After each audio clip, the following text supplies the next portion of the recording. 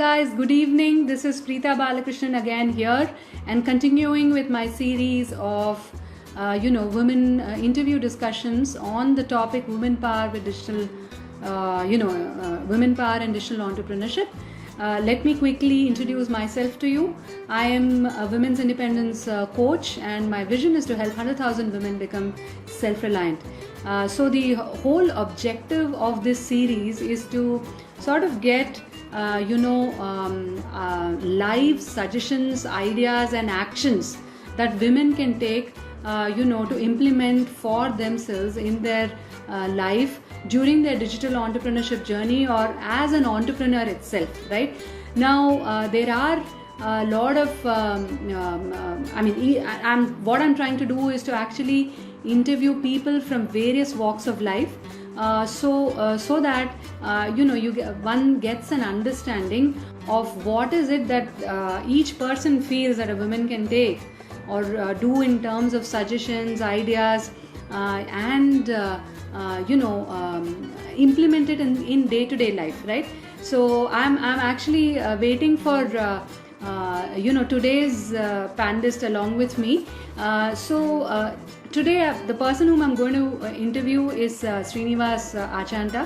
He's actually a good friend of mine and a buddy. We went to school together, and he has close to 30 years of experience, and he is working for Annexus as a senior VP for IT and data in Scottsdale, and he's right now actually living in Arizona. He's lived in Arizona for the past 25 years, and because of the COVID situation, we've been able to make this happen, and so he in fact agreed to do this interview immediately as soon as I asked him for it. So I'm just waiting for him to come online, and so that I can take him on for the interview.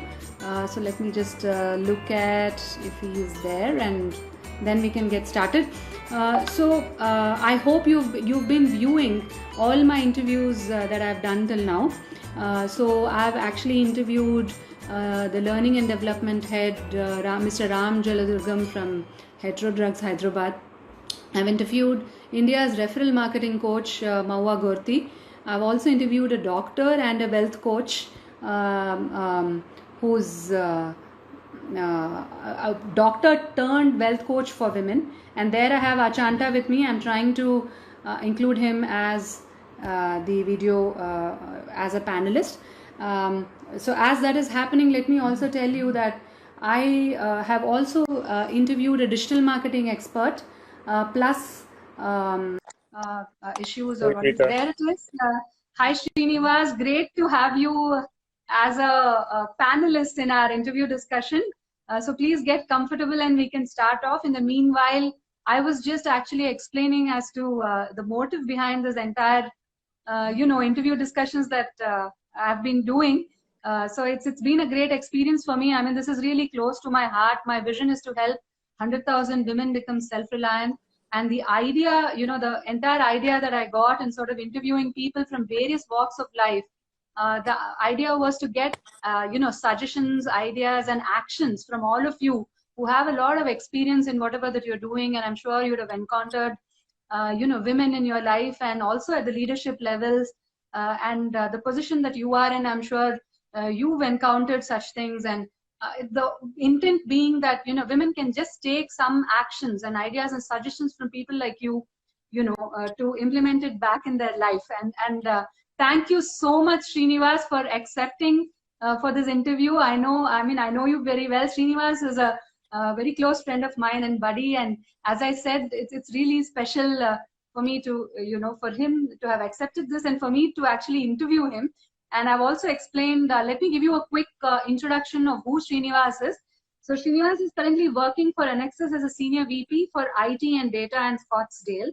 And as I said, we went to school together, and living in Arizona, he's there for the past 25 years. And, when I asked him, I'm going to be interviewing you, Srinivas, will you accept it? I mean, before he was the first person to sort of say, yes, I'm okay with it. And here we are. So thank you, Srinivas, for being there. And are you comfortable and can we start off?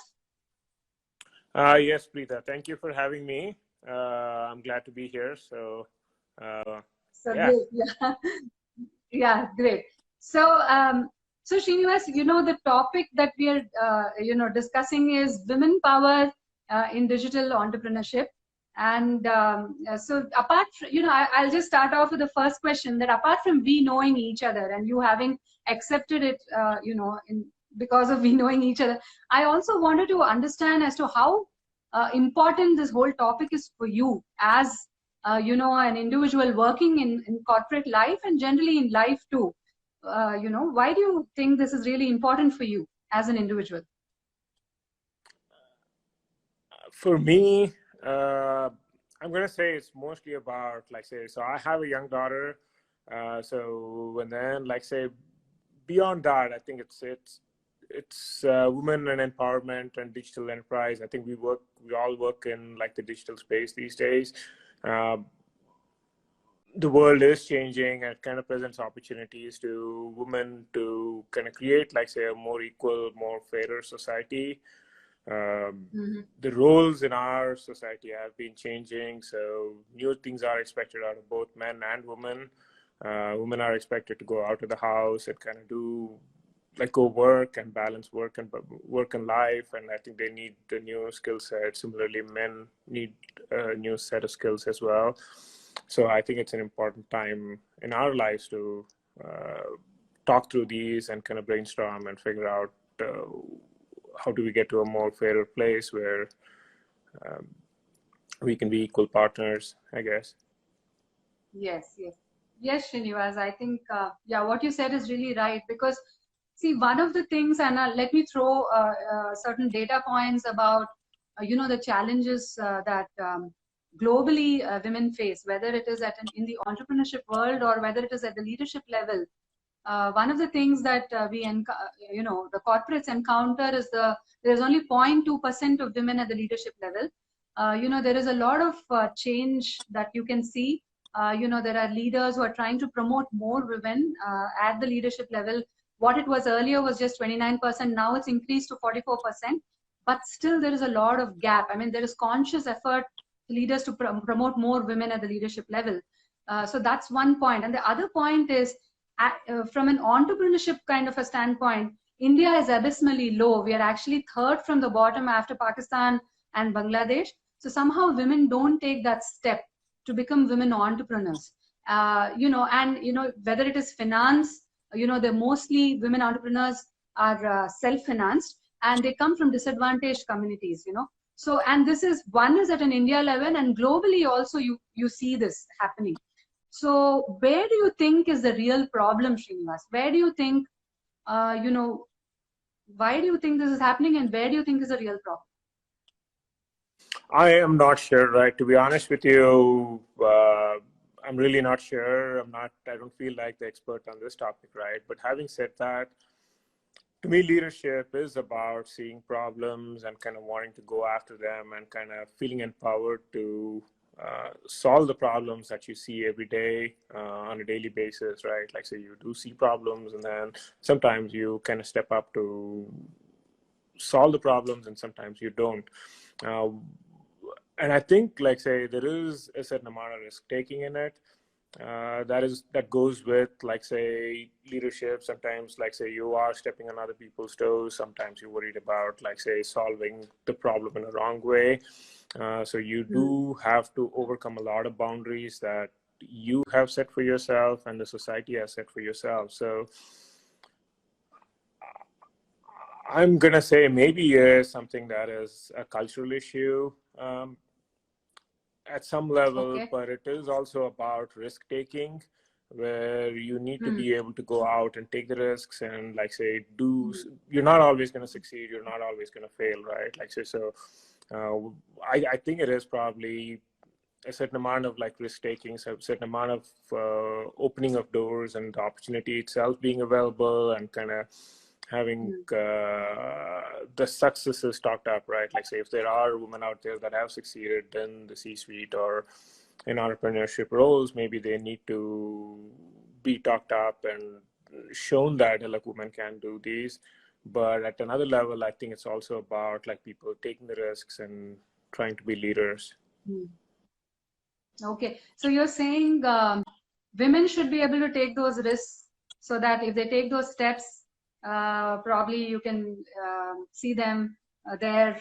So you're saying at our level, at a women's level, we should be taking those Right, risks right. to sort I of, think, yeah. yeah, I think what I'm trying to say is I think there is stuff that the society needs to do. You could focus on, like, say, what the society needs to do, what the community needs to do.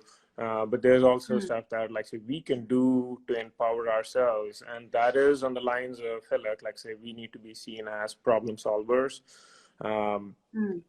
not like passive observers, right? Like, say, when you are, you yourself are seen as someone who can solve a problem, when you have experience solving problems, when you're part of like the solutions, most of the time, people are going to look up to you and say, hey, like, say, when I work with this person, I've had like a lot more solutions. I'm going to go work with them more often. And that is what true leadership is. And what oftentimes, like, say, the more you're a leader in a certain situation, the more experience you have, and naturally you're looked up as a leader and you have the ability to solve problems.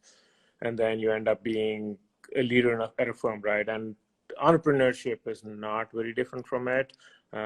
Maybe it's probably there's a little more personal risk involved or more capital involved, but beyond that, right? I think entrepreneurship is not very different from leadership, and both of those require you to kind of take the risks and try to solve problems, stick your neck out. I think those are the behaviors I think that are going to help most people, women included.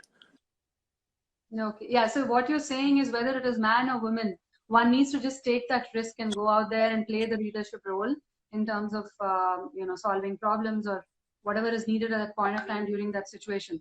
So there it is. Yep.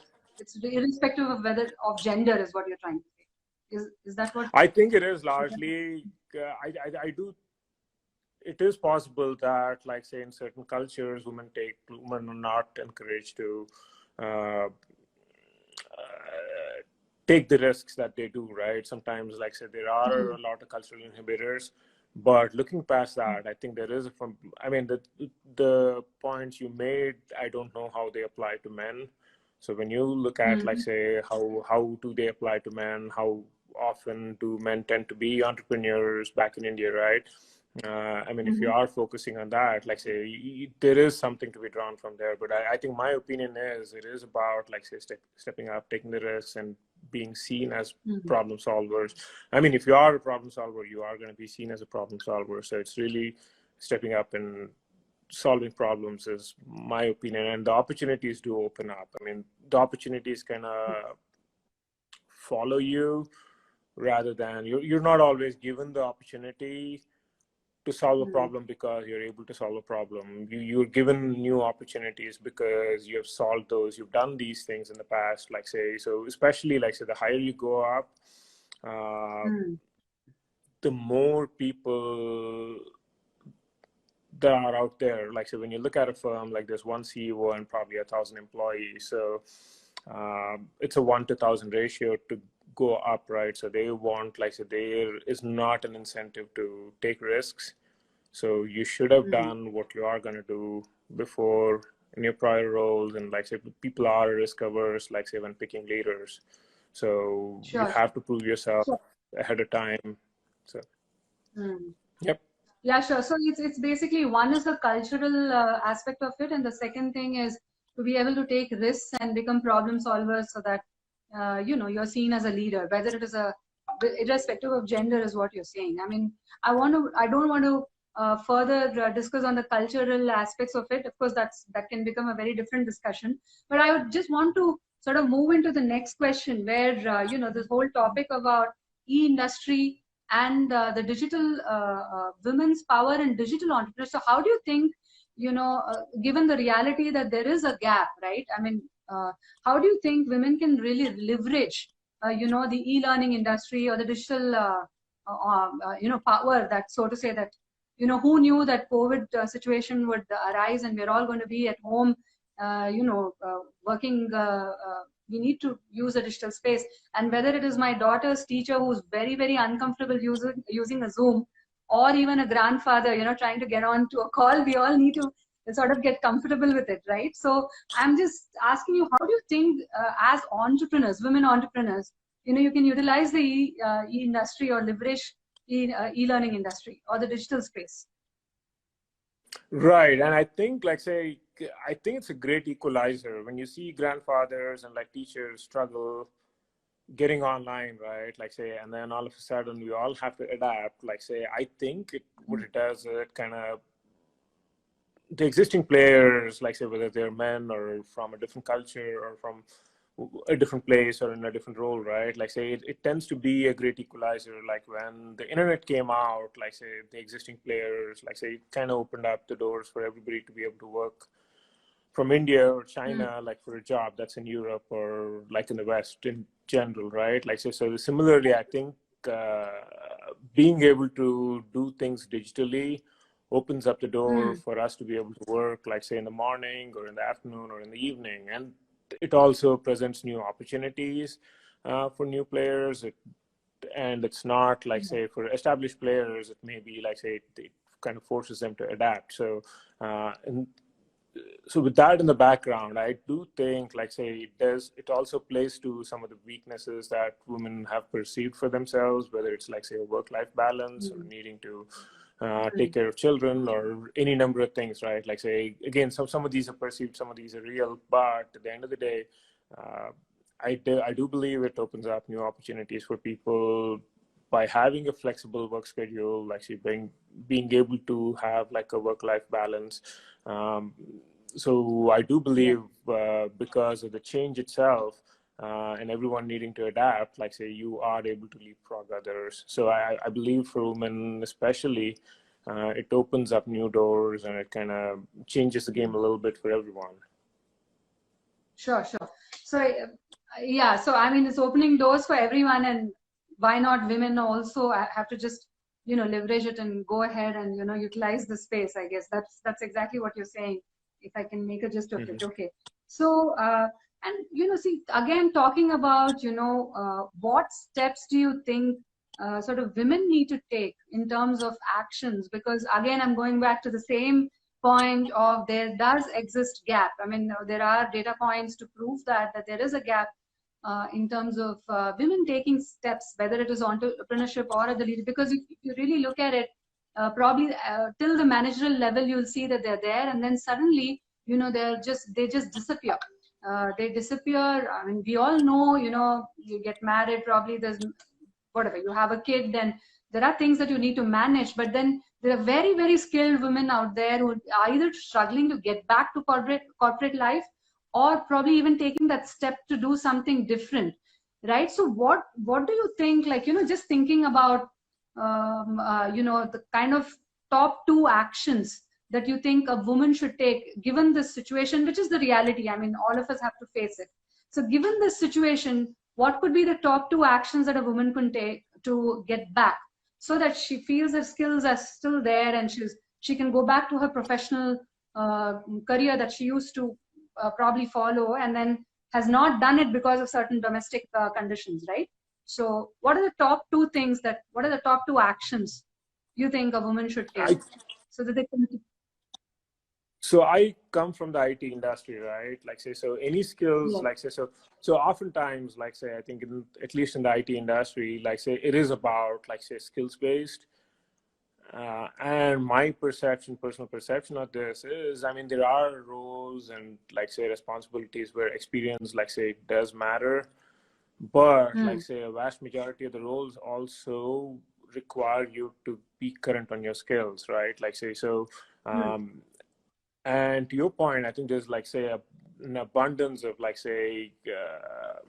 material that's out there, for e-learning. So I personally have a LinkedIn learning account. I go out to medium.com and you can read a lot about it, be educated about the issues. And so most technologies they last, they have an average lifespan, right? So by missing out on the maybe a generation of technologies, you can certainly catch up. Like I said, it does give you an opportunity where I think, at least in the IT industry, it does give you the ability to catch up. Now, I cannot speak very well for other industries, right? But it is like, so what are the top two things? Like, say, how do you get back, right? I think I believe, like, say, a network is very important. Like, say, whether it's like, say, people like you, or people network with the firms that you want to go back, like, say, be in touch with, like, say, the firms that you want to go back. And when you do go back, I'm going to say, hell, like, say, you, of all the people in your peer group in the same company, even if you're going back to the same company within the group, like, say, you've had some time off, like, say, but like, if you are able to spend some time kind of brushing up and leapfrogging others with the newest skill, I'm going to say, like, say, find areas where, because of your time off, like, say, you've been able to use it to leapfrog others, right? Like, say, a lot of times, like, say, the people who've been working on older technologies may not have had a chance to work on the newer technologies, right? I mean, that's just, like, say, a trivial example. But again, I think it is like, see, each person in each career probably has to have to find something where they can use their time off. Like, say, maybe it's not more than an hour a day, and a lot of times even that is kind of very demanding. It's not like extremely feasible, right? But I'm gonna say, like, say, have a network, be in touch with your network, be aware, so be aware of what's happening out there in the industry. Don't lose touch with it. But again, like, say, also spend time kind of to make the time off kind of, or time away from work relevant, like, say, for your next job, right? Maybe not for your current job, but like for your next job. And like, say, you probably had like a year or 2 or 6 months to plan for it. Sure. So this is something that's actually common coming out in all, with all the people whom I've interviewed till now, that, upskilling, keeping in touch with the technologies that are there around you. I mean, not really forgetting that.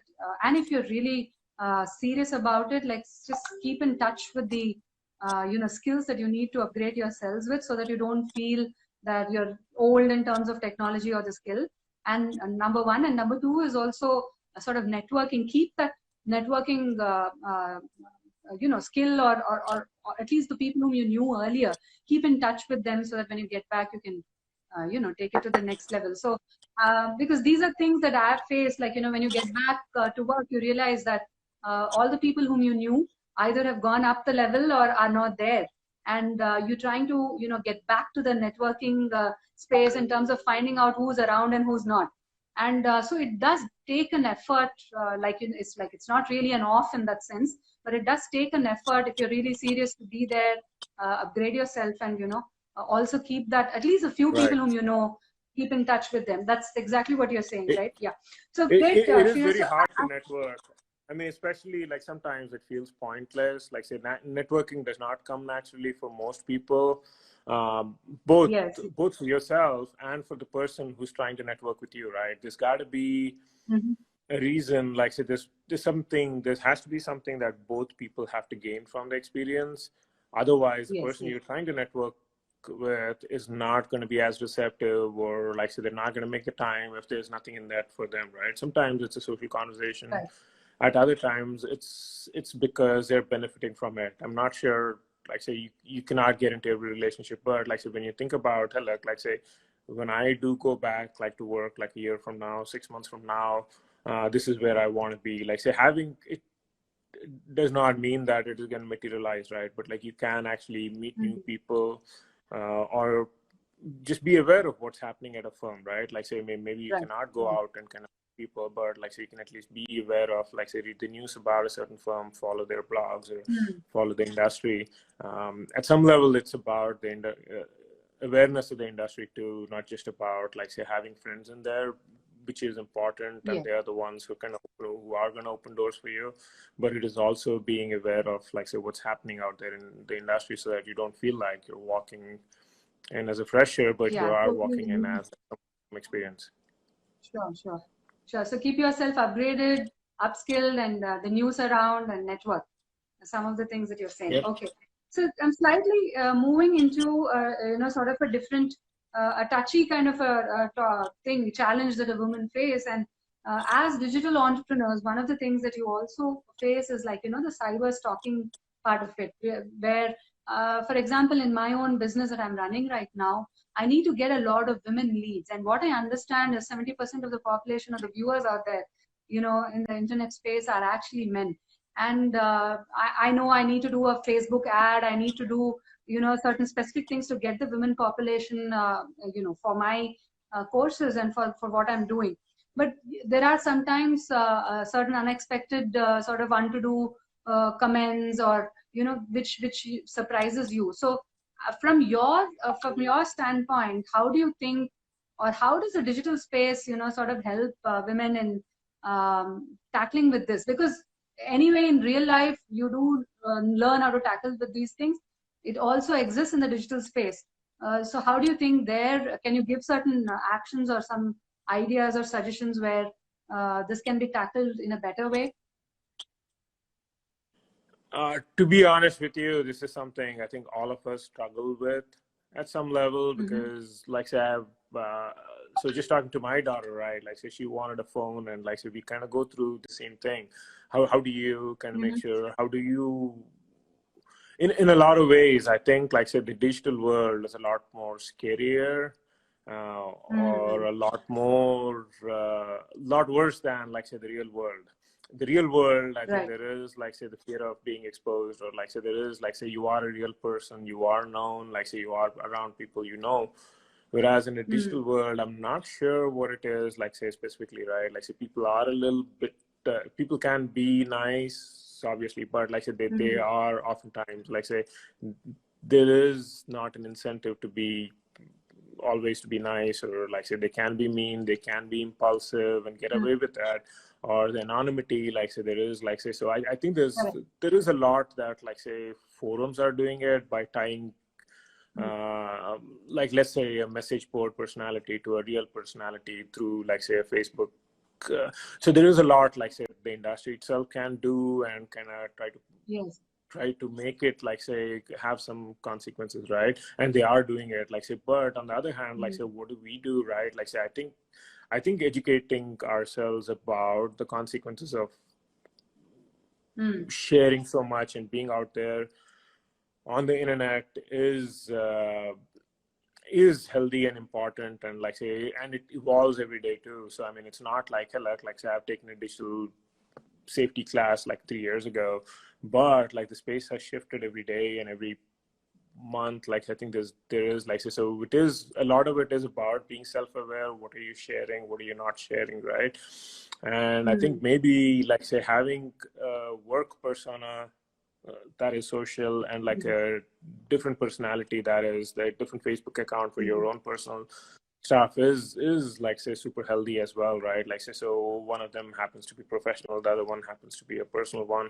So I think that work-life separation is important.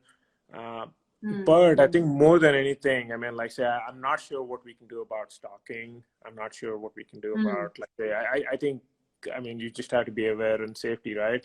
But like a lot of times it's also about developing a thick skin and like say listening.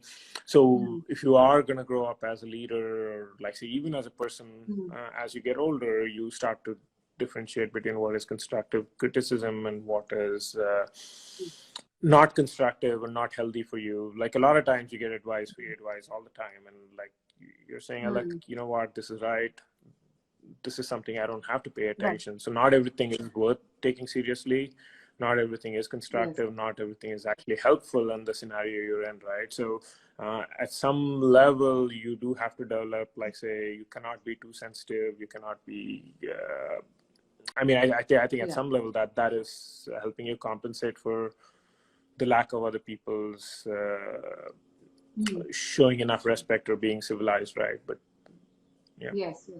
Yeah, sure. So what I get to understand is that you need to be sort of thick skin. You need to understand what is constructive criticism and which is it that you can ignore, which is it that you can really take. Also have two different Facebook profiles, like a personal and a professional one. And these are some of the points that I have taken from your whatever you said. But there are other things that people have said, which I also want to share with you. That of course there is a cybercrime office that exists in Hyderabad, and there are policies that are getting developed, but of course this is a very thin line in that you really don't know what are the things that you can really raise as a legal aspect, because so these are some things that are getting talked about, and people slowly are getting more and more aware of it. And if there are issues that people face, you can take it up at the cyber cell. In fact, there is a cyber cell that exists in Hyderabad, which so it's sort of a good news in that sense. But we need to really understand the details of what goes into it. What are those things that we need to take up?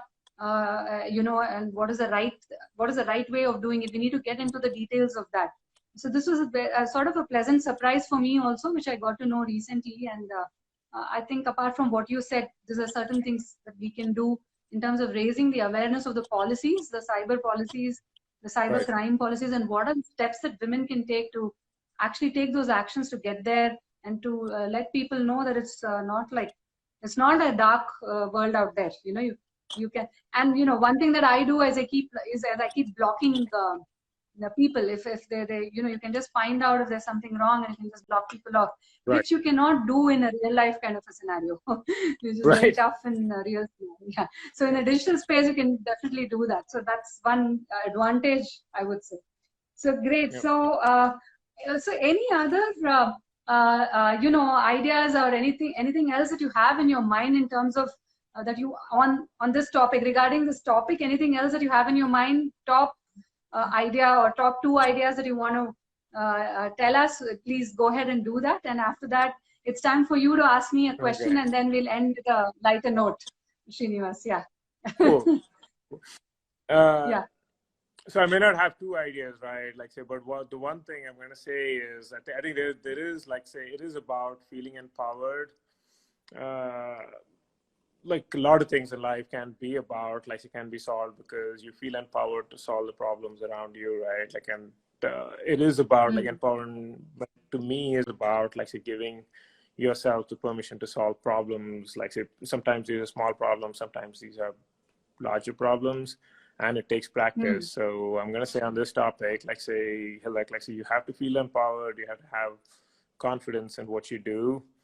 And take some liberties with what you can do, because it impacts you more than others, right? So that's all I have to share on the topic. As to the next question, be confident. Sure. Yeah. Be confident, right? But also take up challenges to do something that you've never done, right? To solve a problem that you are facing. So that's kind of where I would go with that. It takes practice. You cannot conquer the big problems without having had So it starts small. It starts really small. It could be as simple as going to the grocery store when you've never gone to the grocery store, right? Or that's a lame example, but it is doing things that are trivial that you've never done. And over time, it kind of develops into a habit where you always feel empowered to solve your own issues. So, Sure. So be confident and take small steps and get there. Take risks. Yep. Be upgraded with your skills. Yes. Sure, Srinivas. Good, great points. So it's now time for you to ask me one question, and then I'll end with a lighter note, Srinivas. Okay. Yeah. So maybe coach me up, as a parent, so what can I do differently that most parents don't do? How can I help my children, especially girls, right? I'll kind of want to learn from you as to what is it that most parents do or don't that can help us steer them to a better place. Sure, Srinivas. So that's a tough question to answer, but I'll take, I'll take that. Okay, so I know we're parents of girl children. Both of us have, you have a girl, and I see that you've really brought her up very well. At the same time, one thing that I see, as parents that we do is the kind of narrative, that we talk to a guy or a guy child as opposed to a girl child, I think we need to be very conscious of what we speak to them and what we say to them. Because how do we bring, like as a father, how do we bring up a male child, and as a father, how do we bring up a girl child? The narratives are very different. I remember when I was growing up, I come from a very traditional family, and you know, as simple things as just cleaning the table, right? I remember my father used to tell me that all of us will do it together, and he would take turns along with us to clean the table, right?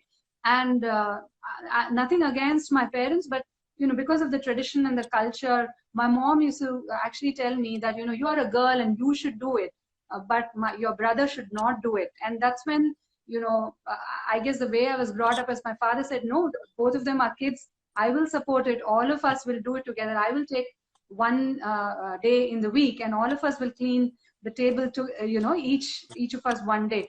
So, you know, the kind of narrative, how conscious we are of that narrative when we speak to a male child and when we speak to a female child is something I think we as parents needs to be very, very, because the way we bring our male child up, saying, you know, you'll anyway get married and you'll have a woman in your life and she's going to be doing things for you. Like, those kind of things are changing today, right? So I think that kind of consciousness, if we bring in, because it's very easy for us to point out something on the girl child, even as simple as what she wears, right? So immediately there is this urge to point out, okay, oh, you're not supposed to wear this, or you're supposed to wear this. But we don't say such things to a male child. We definitely say it to a female child, right? The moment the female child turns 13, you know, it starts, you know, the whole the narrative changes, the way you speak to the girl child changes. So that's where I think we need to be very conscious, and so that we can have an equal ground. And it starts at home. I feel the whole thing starts at home. You know, today, whatever is happening outside, it is because of the way of the kind of wiring that has happened in people's brains. You know, whether it is male or female, and you go by that, you vouch by that because of the experiences and influences that you've had in the past in your upbringing. And I think that's where we need to be very conscious as parents. Sometimes I myself say that to my daughter, and I realize, oh, I'm not supposed to say this. You know, just because she's a girl, I can't say this, right? Because it's just so natural for us to say certain things to our girl child, as opposed to you are kind of reinforcing the traditional roles that they, at the same time, you're kind of challenging them to break through the traditional roles. I mean, it makes total sense, right? Yes. Yeah, no, I think it's about being conscious. Sure, Srinivas. I think it's really about being conscious, because somehow we are not aware of it. We're not even aware when we're making those statements, is what I think. That's my take to this. So that was a great question. Yeah. Srinivas, so I'll just ask you one last question. So there is a woman in your life, and of course there are two women now, including your daughter. But I would want to ask you, what are you going to do for your wife?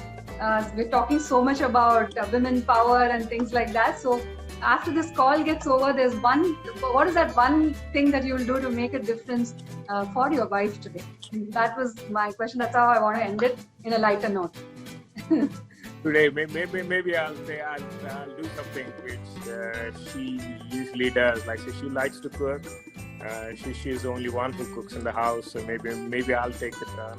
And she doesn't like me in the kitchen usually. It's not because I don't like to cook, but maybe that's what I'm gonna do. But no, it is. I think it is about like being conscious. So maybe that's what I'm gonna try and do every day going forward. Okay. Great talking to you, Srinivas, and thank you so much for accepting this invitation, and hope to talk to more, and please support and like and have your comments there when these interviews are happening. Thanks again, Srinivas, for joining me. Thank you, Preeta. It's great chatting with you again. Yeah, bye. Thank you all. Bye-bye. Thanks. Great.